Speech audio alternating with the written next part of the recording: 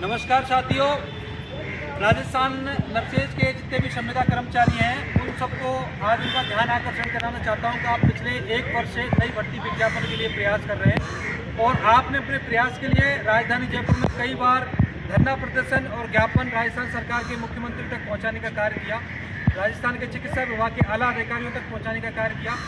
आज राजस्थान नर्सेज भर्ती संघर्ष समिति के सभी प्रांतीय पदाधिकारी आपके बीच में मौजूद हैं।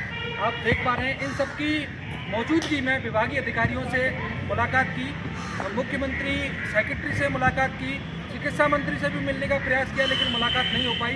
उसके बाद विभाग के प्रमुख अधिकारी, प्रमुख चिकित्सा स्वास्थ्य अधिकारी, अपने निदेशक डायरेक्टर सब से मिलने का प्रयास किया गया, वित्त विभाग में भी मिलने का प्रयास किया गया, कार्मिक विभाग में भी मिलने का प्रयास किया गया।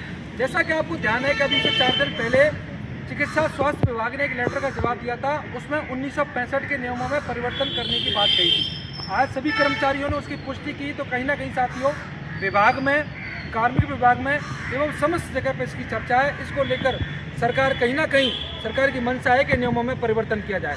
आपका ध्यान आकर्षण करना चाहता हूं कि 1965 नियम 19 में संविदा कर्मचारियों को मेरिट प्लस बोनस अंक देने का प्रावधान है, जिससे जो अब तक 3 भर्तियों में होता आया है।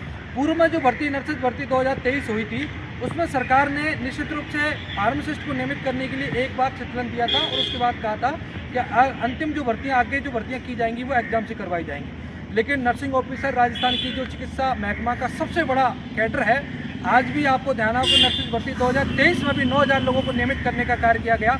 वर्तमान में कम से कम 10 से 15,000 नर्सिंग कर्मी ऐसे हैं जो संविदा पर अल्प वेतनमान में कार्य कर रहे हैं। आप सभी अपनी स्थिति से भली भांति अवगत है। मैं राजस्थान सरकार को ये मैसेज देना चाहता हूं कि आप 1965 के नियमों में जो परिवर्तन करने की मंशा रखते हैं, अगर आपने वो परिवर्तन किया तो राजस्थान के समस्त जिलों में संविदा कर्मचारियां राजस्थान सरकार को हिलाकर रख देंगे।